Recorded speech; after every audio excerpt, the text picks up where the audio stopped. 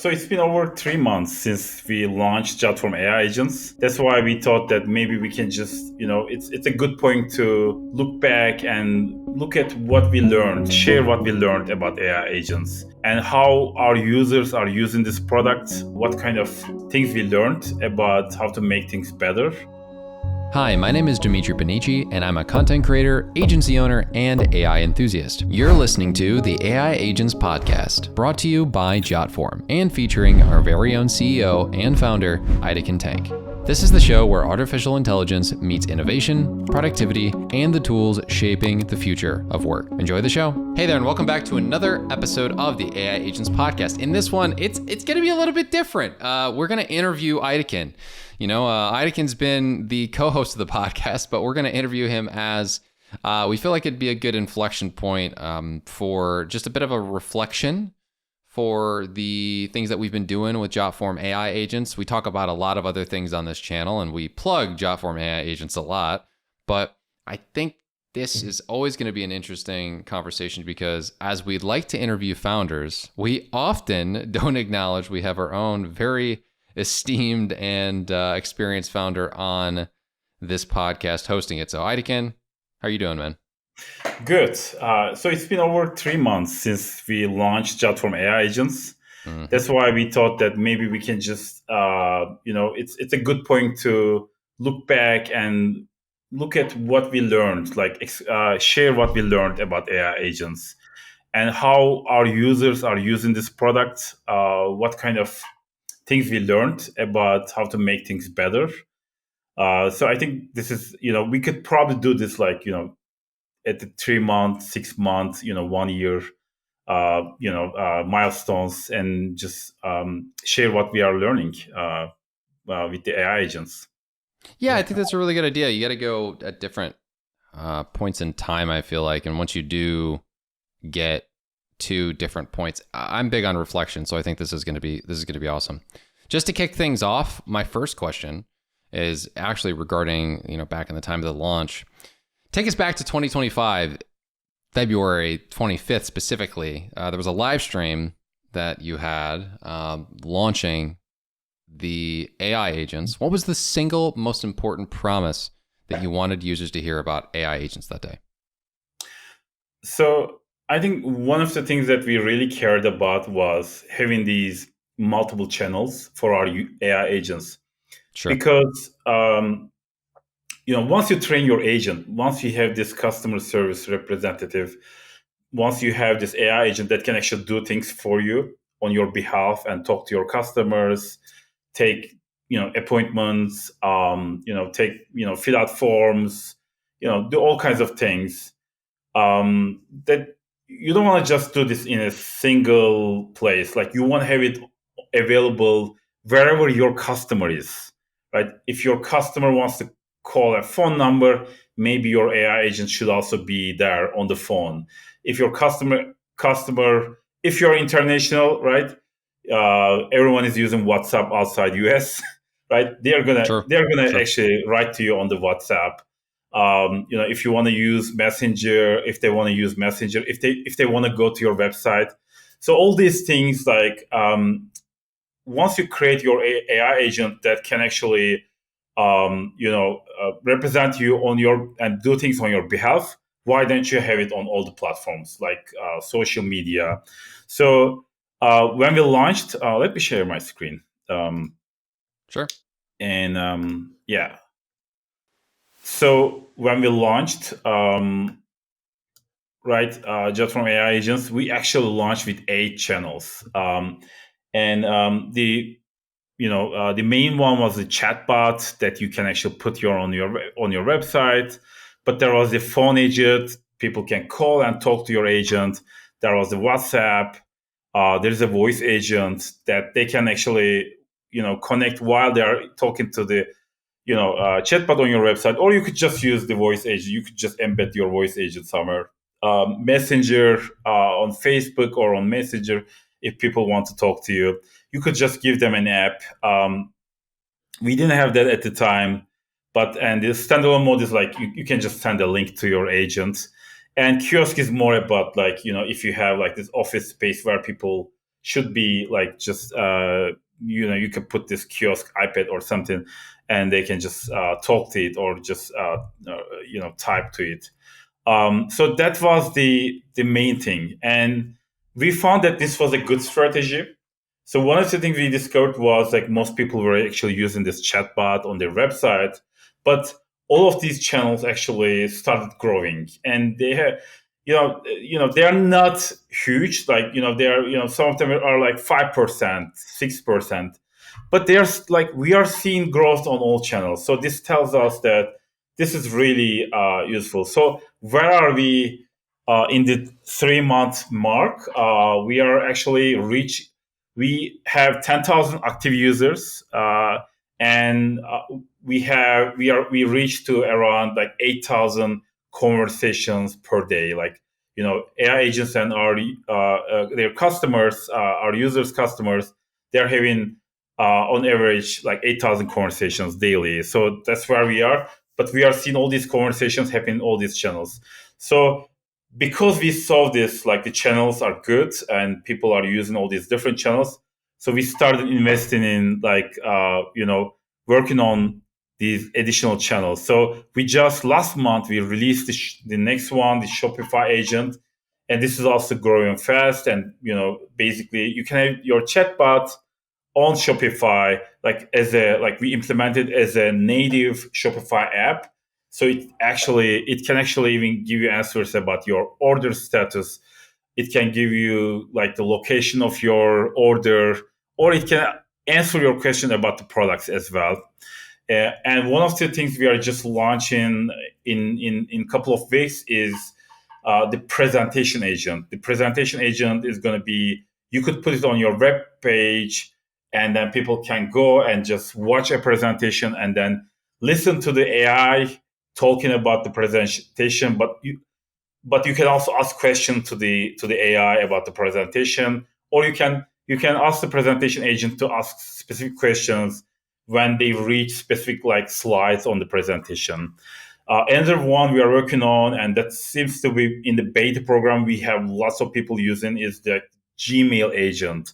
And basically, it's like at Jotform, we have like support. We have multiple types of support. Like one of them is like this support ticket system, and one of them is like the chatbot live chat. But other one is like we also have an email address, and people actually send emails to these addresses. So we started using this agent as well, like our own Gmail agent. And basically, what it does is it creates drafts. It basically looks at your previous answers and it learns from those answers. And then when someone sends you an email, it will create a draft.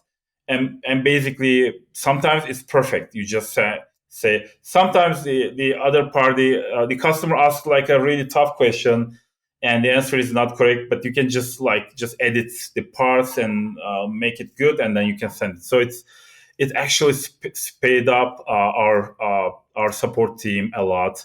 And another agent we are working on is the Zoom agent, basically.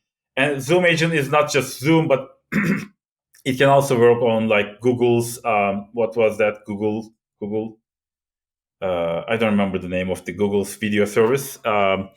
But basically it can answer it can basically, like, you can connect to the Zoom agent and you can ask questions, or it can even show you presentations over Zoom.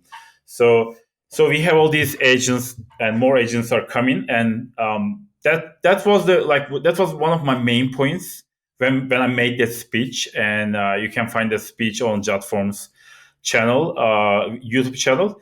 But one of the things is like, having multiple channels allows our users to be able to provide service wherever their customers are. And that seems to be, turned out to be a right approach to follow. Awesome. So that really gives us some good context there. I feel like the Shopify agent is one of the ones that I am the most excited about, because e-commerce, I think, immediately can benefit very much so from what we're doing at Jotform AI Agents. So kudos to us for putting that together. Now, I actually just wanted to ask next, what pain point inside of Jotform actually convinced you that forms and workflows deserve their own AI teammate rather than just another feature toggle, right? Because this was a whole launch. This was a whole thing. When we talked about this months ago, your team originally reached out to me in, I want to say June of like last year about this topic. And I think maybe the original launch was earlier, way earlier than February, and you just kept making sure it was right. So this clearly went from like we could do something with AI to, okay, we're going to make a product. Yeah. So the original idea was originally one of our ideas was, what if we could actually use AI in different parts of Jotform? And we are still working on that idea, and we are going to be releasing all kinds of solutions for that. But let me go back to the original story, right? How we started this. So basically, in the early days, we had this hackathon. At Jotform, we have these hackathon called Hack Weeks, and I think it was about 2 years ago. We did this Hack Week, and usually during the Hack Weeks, like we either use a technology to create prototypes. So usually like 20 plus product teams join these hackathons, and each team is trying to create new ideas, new prototypes. And there was a lot of ideas, and but a couple of teams actually came up with this idea of like filling out forms, like using AI, as opposed to typing in your form. What if you could just like talk to your form?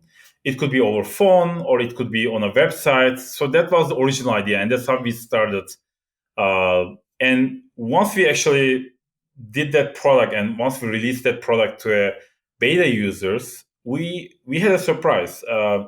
We were surprised by how people used it, because most people weren't using the product as we envisioned it. Like we were thinking they would use this product to get people to fill out forms, but what they were doing was they were actually using this as a customer service product. So they were getting all these answers from customers, and like they were answering customer questions on this chatbot. Like 90% was actually doing this, and we said, okay, hey, we tried to make a different product, but it looks like people actually discovered something else in this product, and they are using it in a different way than we thought. Let's pivot. I mean, we still have forms today, and a lot of people actually use it for forms. Definitely, that's one of the big use cases. But still, like the biggest use case, biggest customer usage is about customer service, providing answers or lead generation, just answering questions. And once we saw that, we pivoted to customer service, and then we developed more features and made a more complete product. So, I mean, making all these, really, having AI automation in our other products like, forms, workflows, apps. These are actually things that we are working on, and we will have some stuff before the end of the year. And usually, like one of the things we do is like we don't actually announce products beforehand. Like we like to surprise people, our customers, and just we have some good stuff with AI coming up in the coming months. Okay, well, I can see definitely how customer service is one of the main things here, and that's what I was probably alluding to with my comment on Shopify. And when you're saying that people are using it for forms, I find it pretty interesting that something that is, in my opinion, you had a good product before. Like, it's not like Jotform was lacking there. The experience is just definitely really, really about making it a more conversational approach to getting these questions answered, right? And what I really want to know is, could you possibly share a first example, or an example that came from the first week that was live, that solved a problem so elegantly that it made your team just like really ecstatic, maybe even do a in-person high five, virtual high five? Yeah, yeah. I have a couple of examples. I think one customer that really impressed us, like actually our product actually impressed us with one customer was this customer was actually running a festival, a huge festival, and basically, and people had all kinds of questions like, about the concerts, about the pricing, about where to park, how to rent a tent, like all kinds of problems and questions. And they had a website and they have all the information, but people don't want to read those information. People prefer to go to the chat bot and ask their questions. And the great thing about this was, like if you think about it, if you are an organizer, if you are organizing events, you're probably not a huge company, and but the thing is, like you probably don't need a lot of customer service people in the regular days, but maybe a few weeks a year, uh, that you will have this huge spike of customer service needs. And like how do you hire so many people and train them, right? But with AI, you can just like it's just scales so easily. It's just automation, right? There's no limit to scale. And then you can suddenly answer hundreds of questions quickly and provide a good service. So when we saw this customer really getting so much value from the product, and this was right around the time we launched it, and that was just like big high five moment. I think another big high five moment was like our first enterprise Jotform AI agent customer was like this airline company. Like since we don't have permissions, like I don't actually like usually we don't mention customer names unless we have like their permission. So, but this is like a big airline company, and they are basically they bought Jotform Enterprise just for Jotform AI agents, so that they can actually do all the things that you can do on a uh, on an airway airplane company, travel company website, and doing things like arranging your flights, doing check-ins, and like just asking questions, all kinds of things that they seem to be doing well, and they're just sending so many requests to us, and we are fixing them very quickly, and hopefully they are going to go live very soon. And I think that was another high five moment, because usually like Jotform is like this, our products are usually for these like small businesses, right? Like all these small businesses, small education, healthcare, nonprofit, right? And we enjoy serving them. But sometimes big companies also use our enterprise product. That's also very exciting to have brand names using our products. Yeah. Okay. Well, I'd say anytime that happens, it's a good one. Like the feeling that you probably have to have when any company that's like large and is somebody who is big in the space is pretty cool. And no matter how big you get, somebody else using your tool that's big is pretty cool. So the agent builder is something I wanted to do a little bit of a double tap on as well. The agent builder is a really cool feature inside of the product. Obviously, you have a lot of experience with building out forms, and that was a really intuitive experience before AI agents came out at Jotform. My question is, the agent builder lets people start from scratch, and you can adapt an existing form. You can adapt an existing form or use a template. Which path does it seem like most people are using out of those options?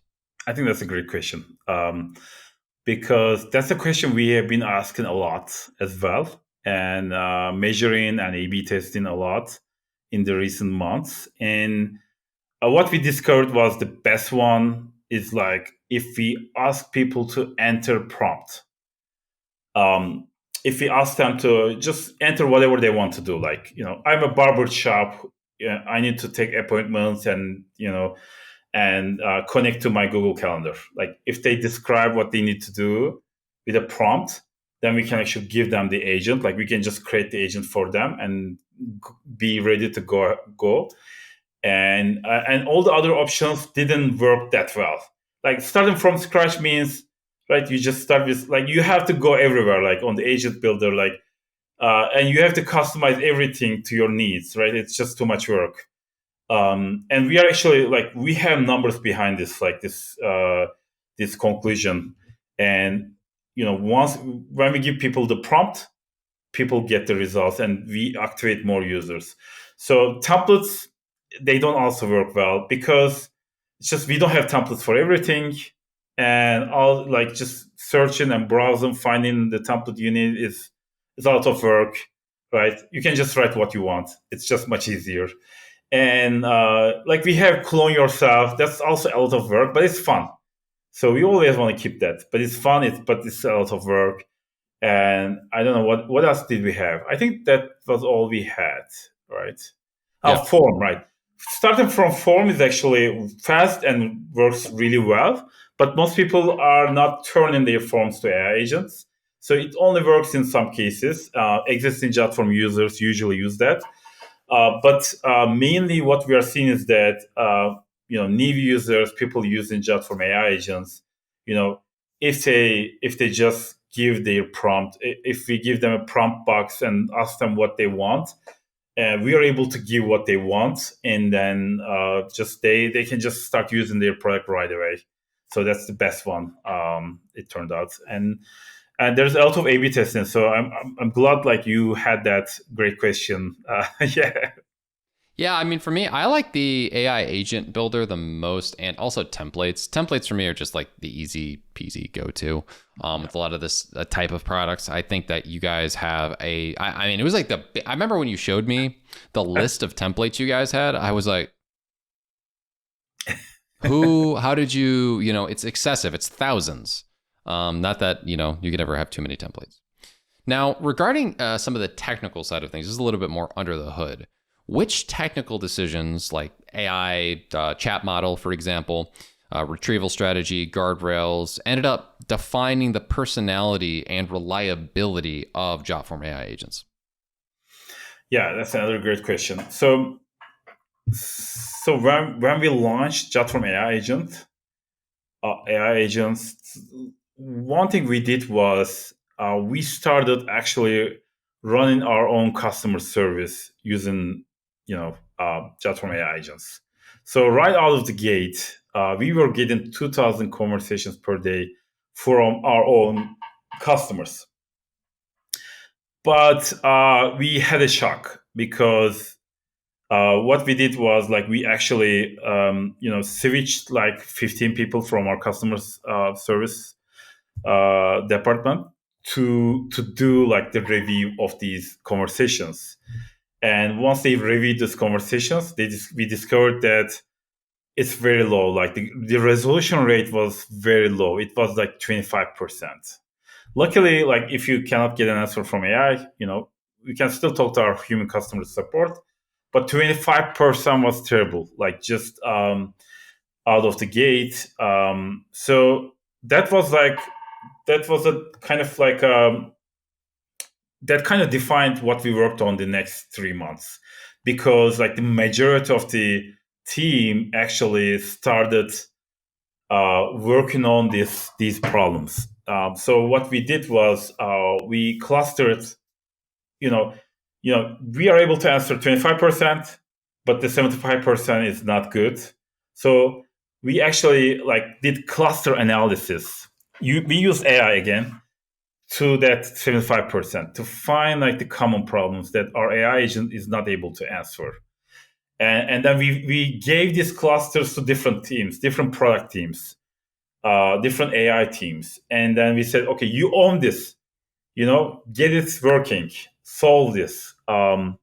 So one of the things was actually technically that affected the whole of Jotform AI agents was that the quality of the answers coming from our RAG system, which means like our knowledge base, was not good. Because once our knowledge base was bigger, the problem was like because all this information is like everywhere in the RAG database, that it would bring all kinds of answers and it would actually give the wrong answers.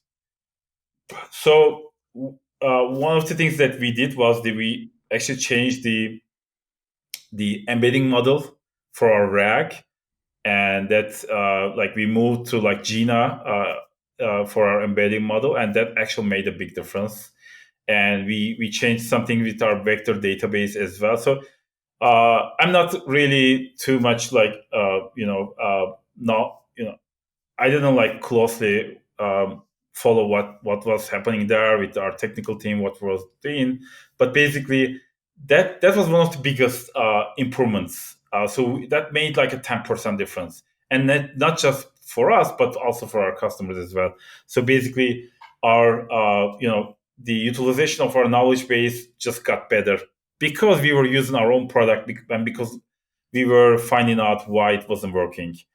And the other thing that our teams actually worked on was like, people were asking questions, and we were actually comparing the answers of AI to our human support. And our human support actually had tools which AI didn't have. So a human support would actually go and check out the account of the user.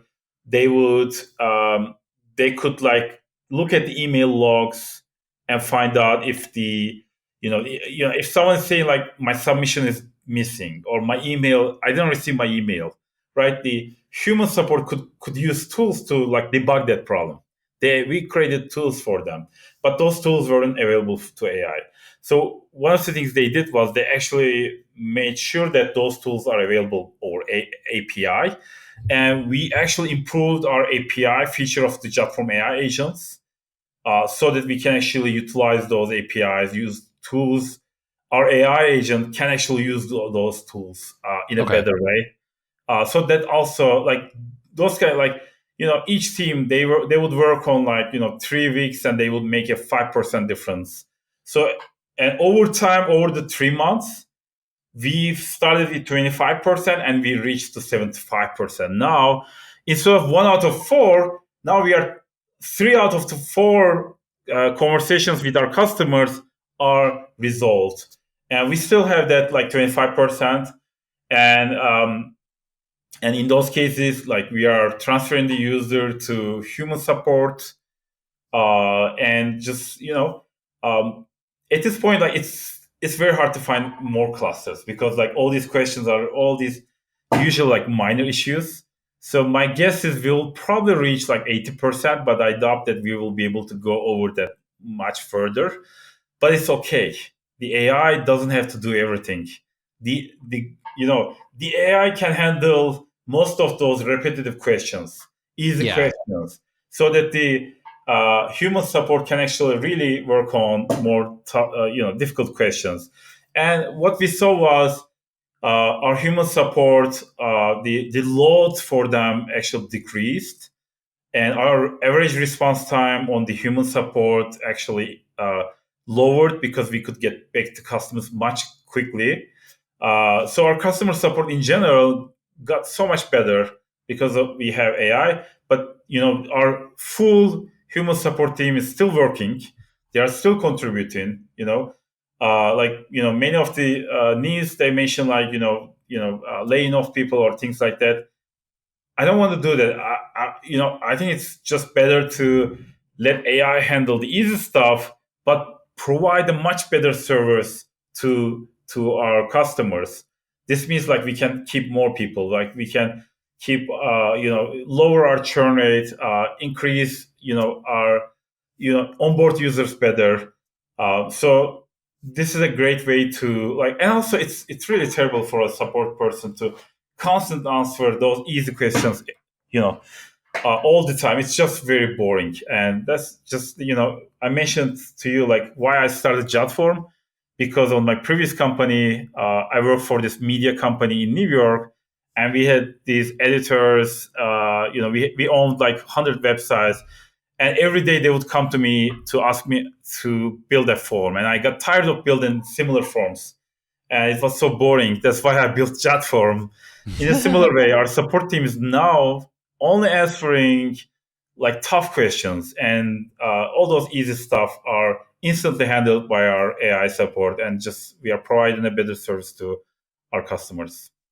Yeah, I mean, when you started as a SaaS company, I don't want to say so long ago, not trying to call you old or anything. A little while ago, I mean, the customer support experience you're having has got to be incredibly better than it was. And, I think it was a really good call that you said there where you said AI is not going to do everything, right? It is going to do a lot of things.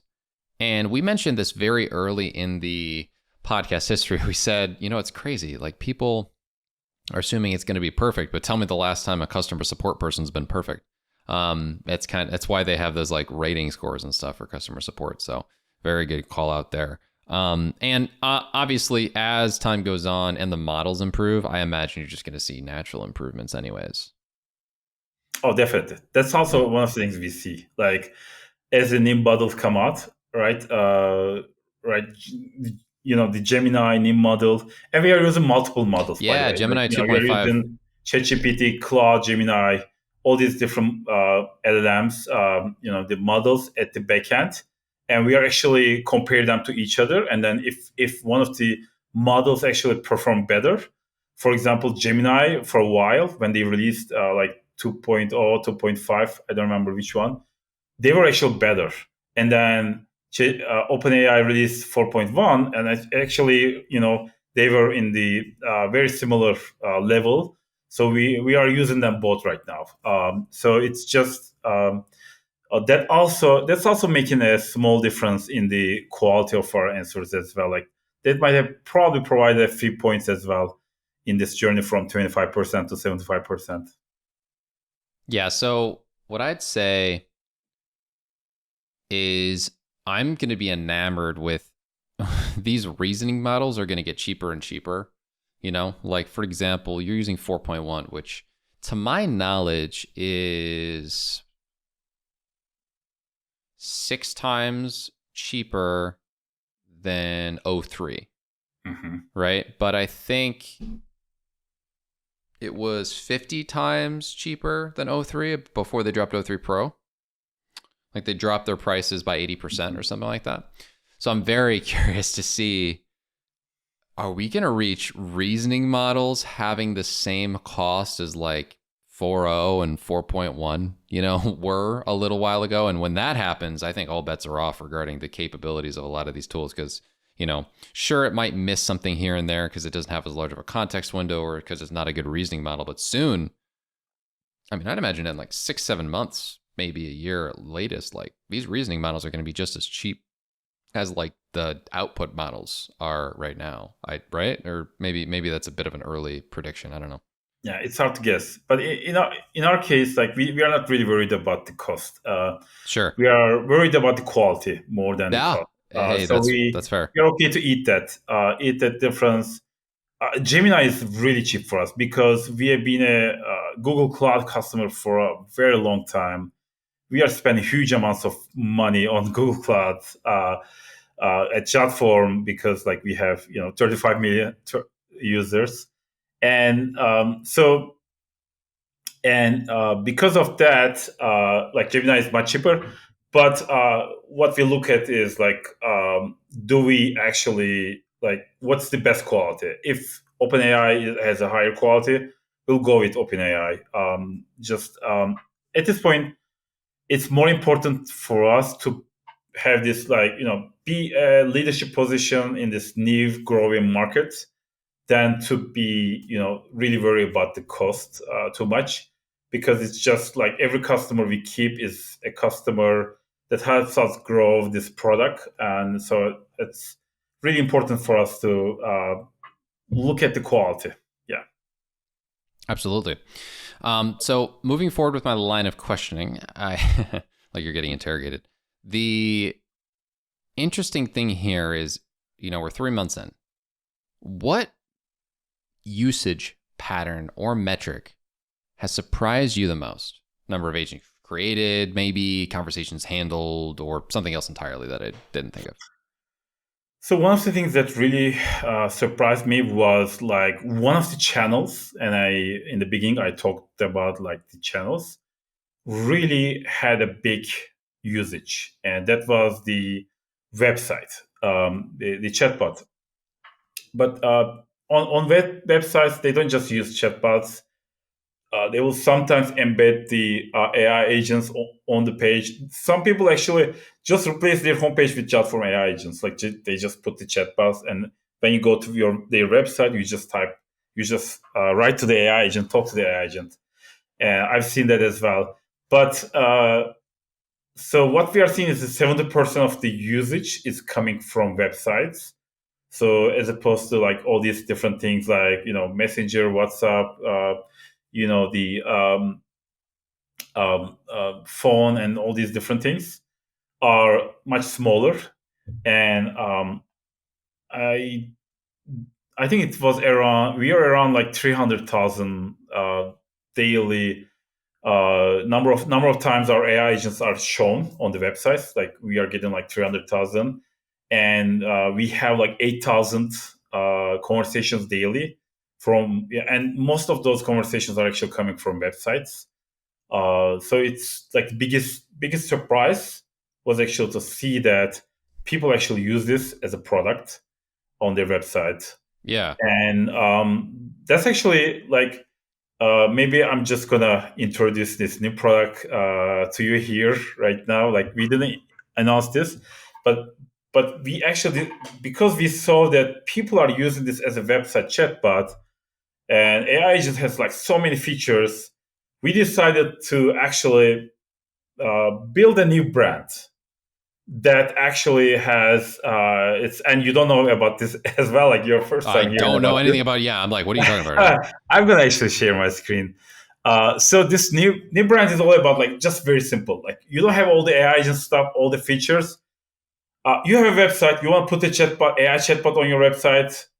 All you have to do is you enter your URL and you enter your email address. That's it. The AI agent learns from your URL and then sends the conversations to you by email. And there is nothing else in this product. And I'm going to share it. Let me. I didn't actually plan for this, by the way. No, I know. It didn't seem like Yeah. it. So this is a new product called Noop, and it's What? noop.com. And basically, it's a chatbot for your website. And the example is here, right? We can just test it here.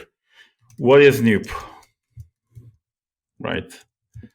Noop is a platform that creates a custom chatbot for your website by learning from your site content automatically. Just enter your URL, add one line of code, and your chatbot is ready to help visitors instantly. So basically, I enter my website here, let's say jotform.com, and then I say add Noop to my website. And basically, Noop is like crawling my website, learning from it, and then I register my email address. I enter my email address here, and basically, as soon as I verify my email address, I get the code for it, and that's it. I'm ready to put it on my website and use it. And I can actually see here, right? So basically, we can see it here, Noop AI on the website. So yeah, this is the new product. And the reason we did this was, Jotform AI Agent has great growth, but it could also be confusing for people who just need a chatbot for their website. They don't need to learn what is AI agent. They don't need to learn they don't need to customize stuff. Like they don't need to like just all the agents builder stuff. Maybe they don't need that. And if you just need a chatbot, this is the product. So we kind of silently released this and just introduced to users by using ads only. So we haven't launched this product yet. Hmm. We'll probably launch it, probably on Product Hunt and other places. in the coming months. But for now, it's just like we are just going to improve it, with the user feedback. Yeah. Well, yeah, I was kind of surprised. And is it pronounced like nope, like nope, like sort of like a Yeah. like the like nope, Let me reshare the brand. nope? Basically, it's written Noop. Like, yeah, I know that it might have like, it sounds like nope, nope, nope. Yeah. Yeah, it means no, or noob, like a beginner, right? Oh, But I okay. It's a feel double like, entendre for both. but, Yeah. but I feel like these are not bad. Like the Mm-hmm. first time I heard Google, I hated it. Like I said, what kind of product would be Is named Google? Google? No, honestly, yeah. Like Google sounds like it was one of the dumbest sounding terms I heard when I was growing up. Like when I was Yeah. growing up, the term Google to me meant it was like this joke that we had, and Mhm. American kids thought it was like a large. It was like a large number. Like a Yeah. Google was like a number. So yeah, And you you know never. what we used before Google? Yeah. Yahoo.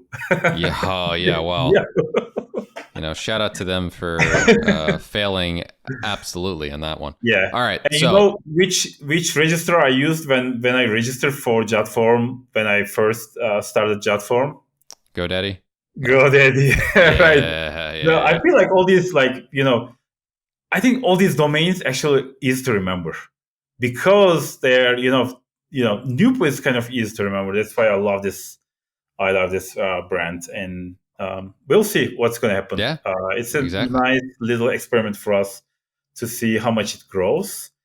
And we'll always have this like upgrade path. Like if you are a noob user, if you need all the advanced AI agent stuff, tools and whatever, right, Check you out can Jotform. upgrade to AI agents. So we are going to have that upgrade path as well. But when you're starting out, maybe we'll start with noob. Sure. Yeah, absolutely. That's a good idea. So I guess now that I have that out of the way, I was not expecting that wasn't on my scorecard for us dropping a new product on the podcast. But the next question I had is more in line with trust and safety. My question for you is, where do AI agents sit today inside the wider Jotform stack? Forms, tables, approvals, and I'm sorry. I totally skipped questions. How do you keep agents creative and helpful while avoiding AI gotchas like hallucinations, especially where they're, when they're pulling from like sensitive form data? That's a big concern. Yeah. So I, I always think AI like a dragon on Game of Thrones, and AI is like just like a dragon because you can burn yourself very easily. And the dragons on Game of Thrones, they have the Khaleesi, and and only she can actually manage them. Only she can like really use them. But when she uses them, she can win the wars. Right? They are so AI is so powerful, but it's also very easy to burn yourself. So what do you do about this? I think the Khaleesi example is a good one because she's actually like as soon as they grow, as soon as they are born, right? They see Khaleesi and they start. She trains them and she spends so much time training them, Yeah. spending time with them, right? All those things, and that pays off.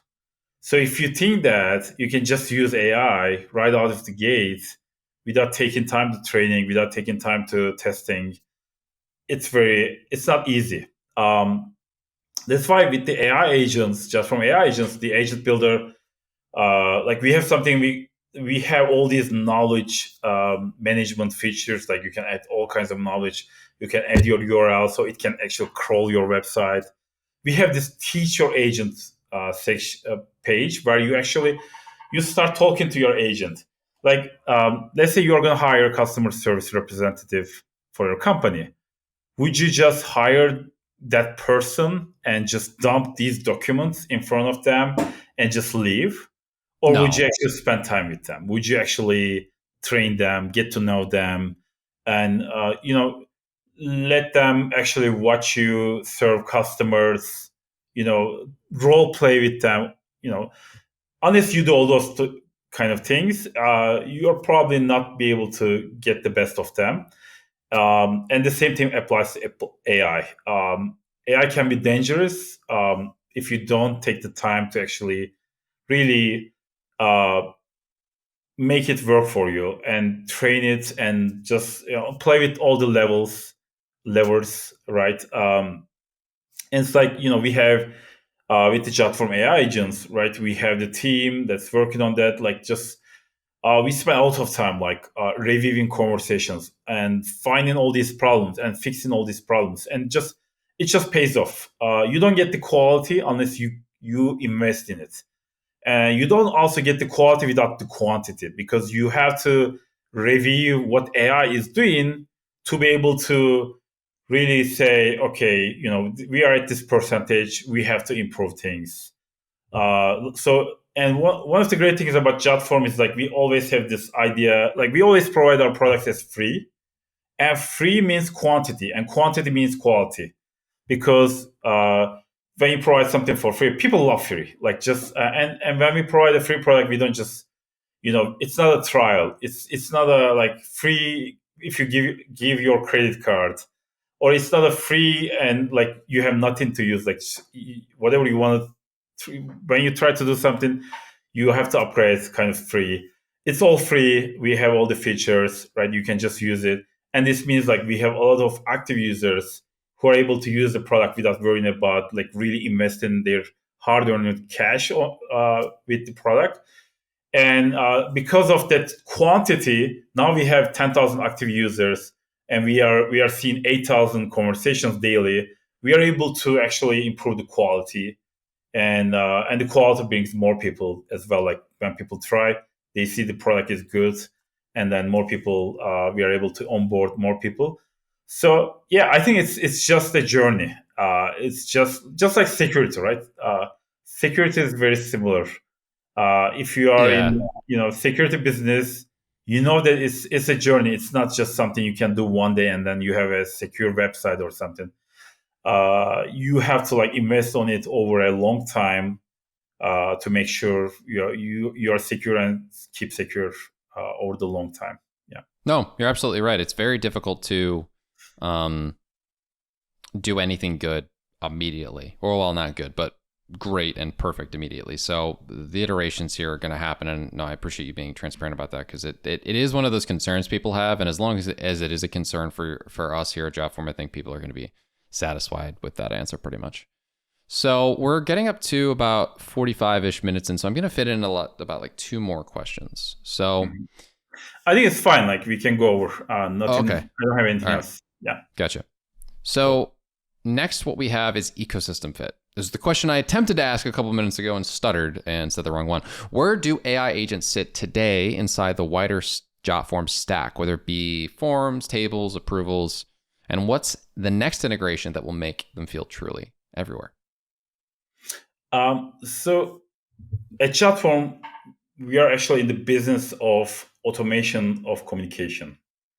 Sure. So we are automating communication. And what does that mean? Just let me give you an example. Let's say you're a school administrator. You deal with students, teachers, parents, employees, like vendors, everyone else, board, whatever, right? Just like you deal with so many people. And how do you deal with so many people? Like if you are doing everything manually, like one by one to one, it's just like so much work. Every student registering, right? If you're actually like talking to them,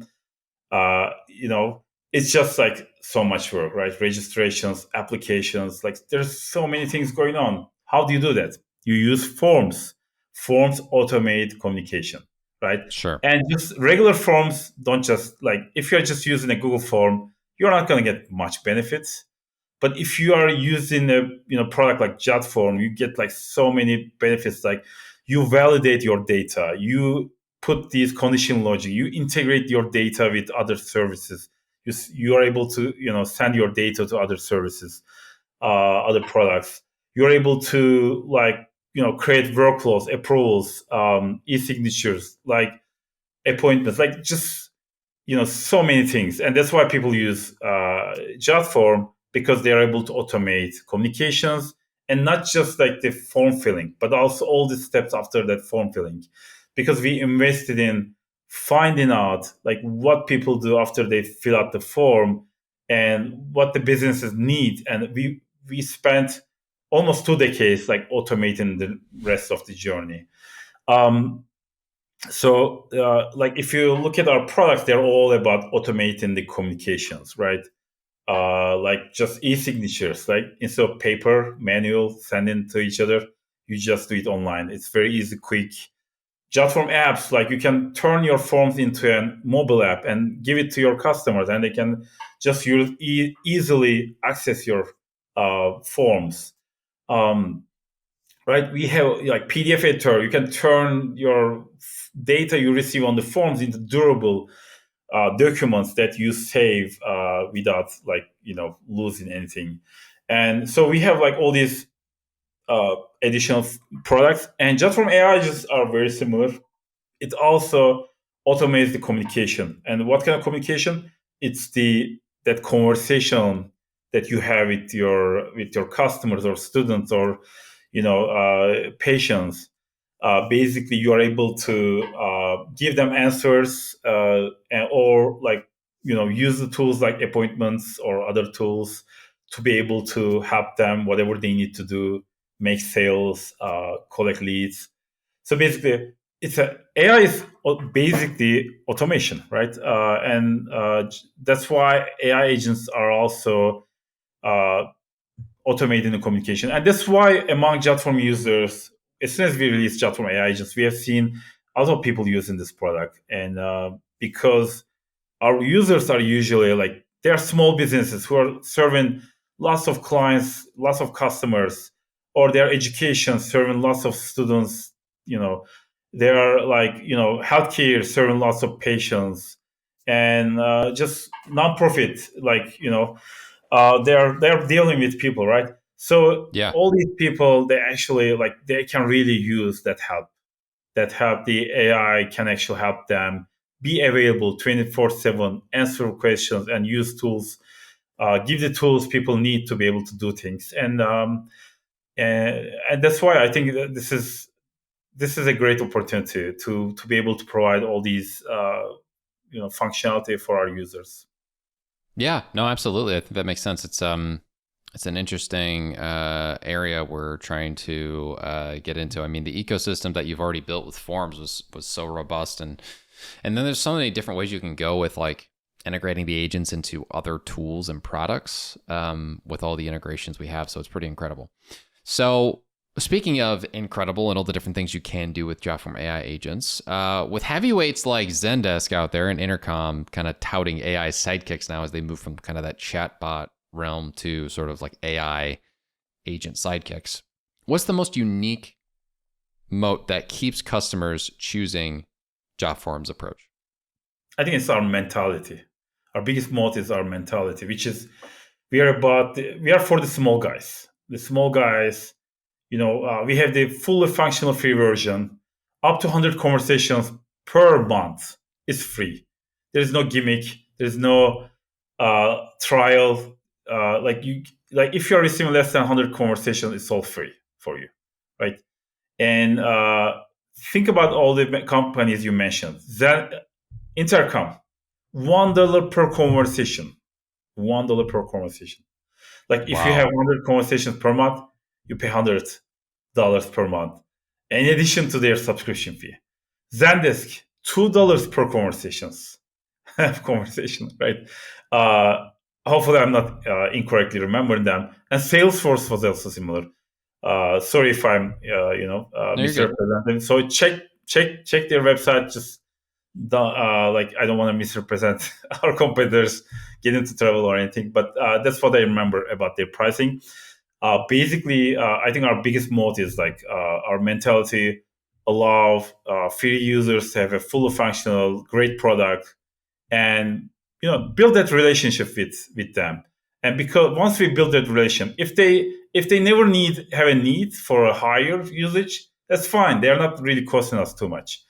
But as we build the relationship, like we have so many products, they're going to start using more and more products. and we are definitely gonna, and they're gonna be more than happy to pay us because we are providing so much value to them. So that's the mentality we have, as opposed to like, we have been trying to review all these products, right? I cannot review them because I cannot even sign up for them. Like there is this Yeah, there's book like this me button. Like barrier. there are Yeah. products that are selling AI stuff, AI automation, but you have to talk to human to buy them. Well, Right? They AI are selling sales, and you have to AI talk to human. salesperson, but you cannot talk to the AI salesperson to buy them. So I think that's our moat, and I really believe that quantity brings quality, and that's and the quality comes from having a free version, having a great free product. I absolutely agree with you. Like, there's so many different products out there. When we did that sales episode, it's actually, I think it might be one of our more popular episodes. We were like laughing our butts off because we were like, Yeah. wait a second, wait a second. You don't think it would be a good idea from a sales pitch standpoint to convince me this would be a good tool by just having it try to sell me? Because if it sold you on it, it could sell other people on your stuff. I was like, that's the most easiest marketing opportunity I've ever seen, and they just like didn't do it. So it's so funny. Everyone always wants a person on a sales call, and I get it, but hey, if you're trying to sell a sales AI agent, maybe have it sell. And interesting about the intercom part with like the conversation cost. It's crazy how expensive some of those at, and I really appreciate where we're at in a price point standpoint. So by this coming next February, right? Let's look at it from like 9 months out, which would be an anniversary. What bold metric, agents deployed, tickets deflected, revenue, whatever it is, will tell you that AI agents at Jotform are a breakout success? And on top of that, what hurdles kind of keep you up at night in order to reach that goal? So we are at this point around 10,000 active users and 8,000 daily conversations. So at the year mark, where what would be a success? I think it would be like 100,000 active users, 100,000 daily conversations would be a success.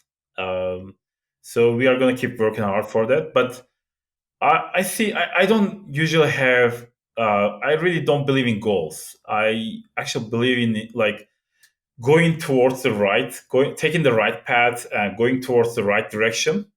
And as long as you are in the right direction, you don't need those like big number goals or anything like that. And I prefer like just make sure that we are always advancing. Make sure that we have this graph that is up to up and right, always going up and always going, as the time goes on. And and that's the goal. And as long as we improve our product, as long as we make it better and keep working on it, I think we are going to continue to see this growth. But yeah, 100 and 100 is like probably something that we would be really happy to see. Yeah. And what necessarily is like keeping you up at night that could hold you back from like achieving that goal? Keeping me at night. That's probably the toughest question. What keeps me at night? Uh,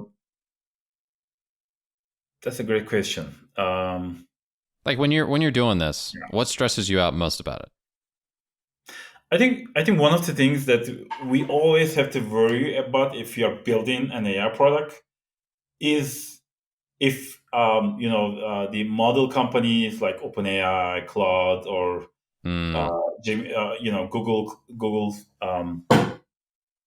Google's Gemini. What if they built your own product, right? That's like the biggest danger. But I feel like this market is still too small for them.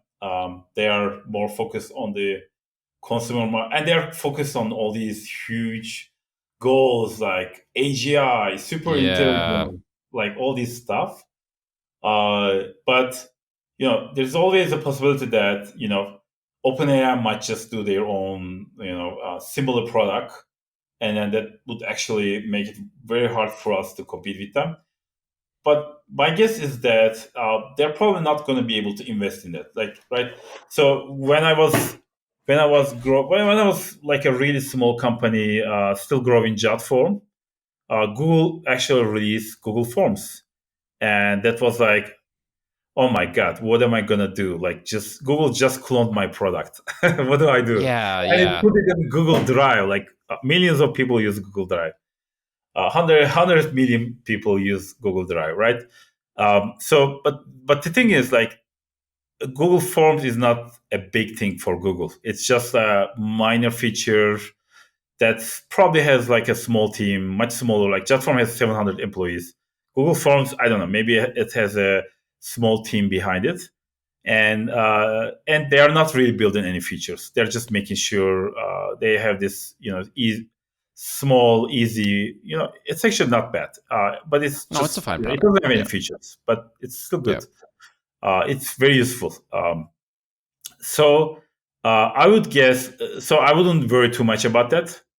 But always, if you are building AI products, like, and if your AI product is just an improvement over what the LLMs have, like, you're always in, like, LLMs can just add that feature, and then suddenly it's much harder for you to compete. And in our case, like, we are more in B2B. Businesses use our product, and LLMs are more focused on consumer. So I don't. I'm not really losing any sleep, but just try to find a good answer for you. Yeah. No, that's fair. No, Yeah. I that was it. That brought it to an interesting place. I mean, with not only these types of products that you're, the type of product you're building, but any product, like, man, it's so stressful, in my opinion, to try to build something that is useful to the consumer. And truthfully, I do think you are hitting on something that a lot of companies should realize. So even though it is concerning, right, that the AI is essentially taking our, what's the word I'm looking for? Even though the AI is essentially taking it's selling the water, in my opinion. Like, in this analogy, right? So you have It's a AI. commodity. That's Yeah, the word you're they're looking for. selling. Yeah, Commodity. exactly. And in the analogy I'd make, they're selling the water, and maybe your concern is like, oh, they're going to then start selling the method of distribution for said water. But you know what? Like, in any industry, you go deeper and deeper and deeper in order to sell correctly. Like, you have so many routes to approach with this. You have what's the word I'm looking for? You have the ability to go specific on a niche.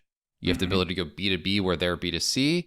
And as you pointed out with Google Forms, a lot of people are going to be concerned about OpenAI or Google making their own versions. And I'd like to hedge, because as somebody who's ran a successful product in a space where Google's had it for a long time, like, truth be told, a lot of them are just making lead magnets, which is like the term that a lot of people use in the industry. It's like they're just kind of like making little features here and there that'll get people to try out their main thing, which is what you were saying, which is Google Drive, right? That's what they're selling. They're selling storage, and it happens so that you can have a convenient option for this inside of Google Drive. However, they build a good product, then they don't touch it forever. Like Microsoft, for example, it's had the Microsoft To Do product, as you are probably sure, forever. They make some minor updates. They trot it out every 6, 7, 8 months. It's not their core focus. They're selling you Microsoft Teams and the OneDrive ecosystem. And then they try to add these little components here. But just by having a better product, like Jotform's focused on forms and it's focused on good AI agents.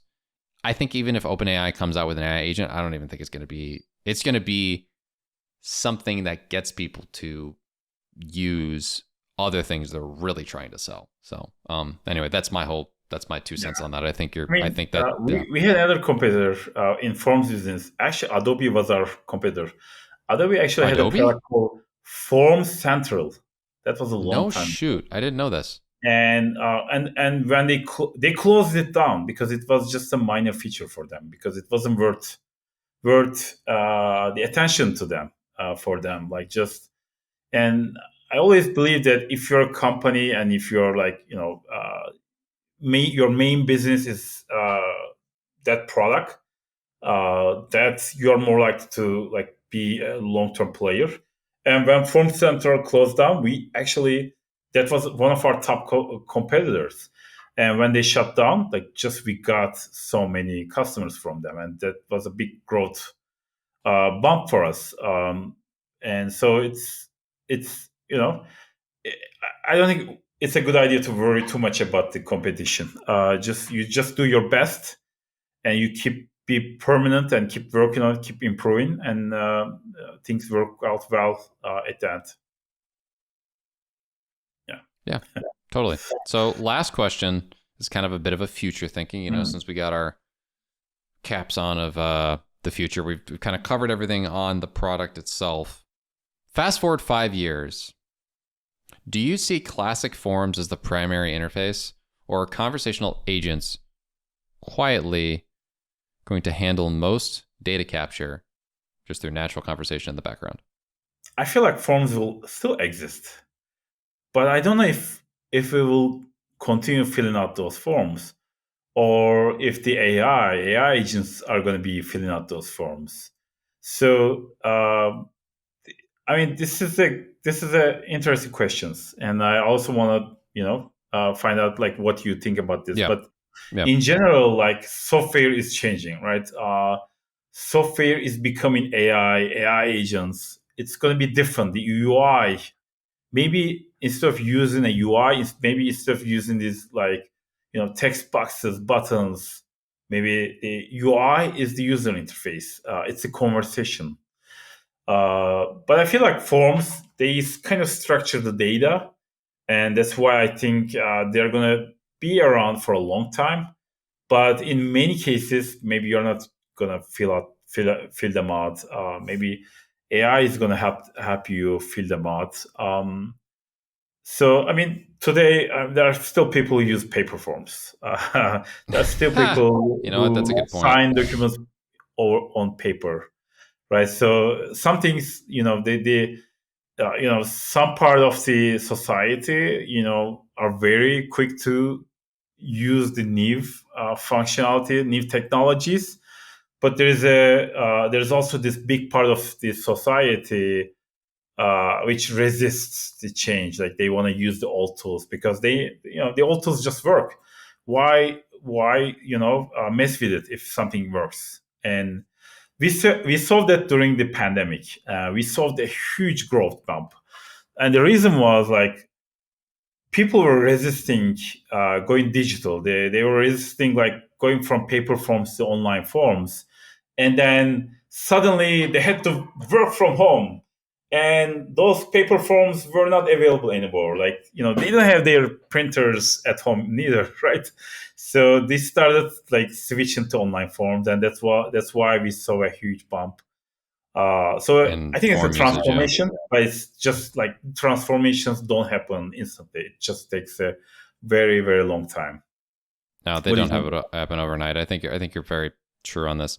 I think you and I and those in the know on AI are kind of in a bit of a bubble in regards to adoption. The more people we interview for the podcast, which is doing great, by the way. If you want to be on the podcast and are a founder of an AI product, make sure to check us out at email us at our places. But anyways, in all seriousness, there has been a big opening of my eyes recently to I nerd out about this stuff. You know what that means? Most people don't use this stuff, and most people are not in the know about it. And I really think future is when we're going to have the amazing, you log into a website, it naturally greets you and says, "Hey, what are you here for?" And then you're like, I'm here to check XYZ out. And it's like, "Oh, awesome." And then it's capturing, right? That's like 50, 60 years away. Practically everywhere. There will be adoption across the winners in the next 5 years to 10 years, maybe. But universal adoption, yeah, like 50, 60 years. Like it's not going to happen for a long time. Maybe even 2100, honestly. Like we probably won't even see full adoption. But I think practically the way I heard it on a podcast episode recently when I was interviewing is these things that people are imagining regarding capability will be available in 3 to 5 years, maybe 10 years for the crazy out there ideas of not talking like physical AI, but like more generative and like agentic AI. Adoption though, yeah, like 50 years. Like it'll slowly roll out over 50 years. Because if we're still using paper forms in this world that you and I live in, where you can sign up for free to jotform.com, shameless plug, and Jotform the Jotform AI agents and have forms auto capture via typing. And I tell that to 10 people I know personally, and 8 of them look at me like, oh my God, that's crazy. That's like magic, like, and I'm being serious. Like I'm doing it in a funny voice, but it's true. So that's my thoughts. I don't know. Like it's going to be available. A lot of it's available now, right? Like some really advanced coder, I'm sure now has built some sort of website experience where you go there and it's like all the questions you need are asked. And then at the end of this prompt, the sequence, you're in their CRM, and also you're provided with the customized service package that makes sense for you. But adoption, yeah, give it like, I don't know, 50 to 100 years. Yeah. Hopefully not that much. But yeah, well, I think slowly but surely rolling out, but I'm saying full adoption because, man, like you said, paper forms in 2025 is crazy. Yeah. So yeah, I think it's great. It's just so much fun to work on this kind of stuff. It's just just like being. It kind of feels like we are in the future. Like we are living in the future. Creating, evolving in these products for the future, and I think it's great to see the power of AI and just experience the power of AI. And for a very long time, when I heard AI, I would say like, okay, another crack job. Like someone would come to me, they would say like they are doing AI, but they couldn't do anything like much.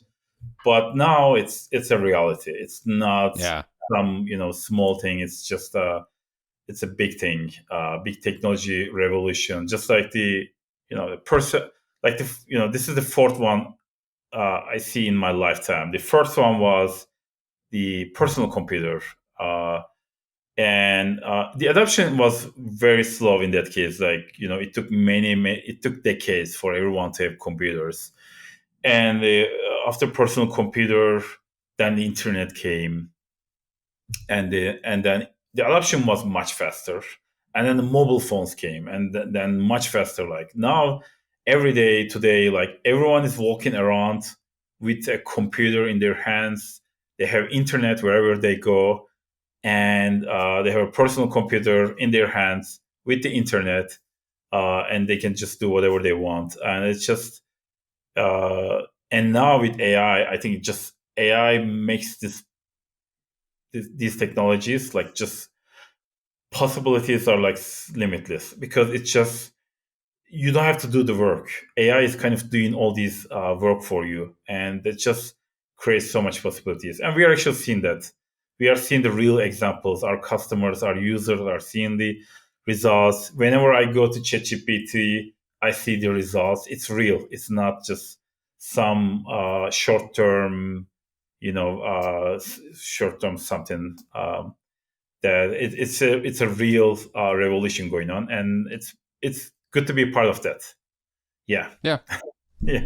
I mean,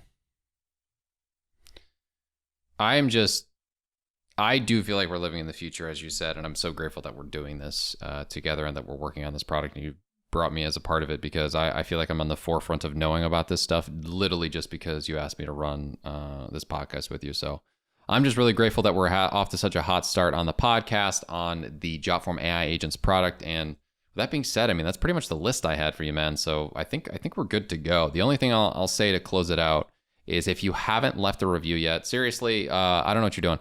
Please leave a review on Apple Podcasts, like, comment, subscribe, do everything that people ask to do, and check out Jotform AI Agents. We're very grateful for the growth that we've had, and we are very grateful for those of you that listen to the end of this longer episode, as this is probably the longest episode we've done on the channel. Thanks so much for watching. We'll see you in the next one. Thank you for watching. Bye-bye. Bye-bye.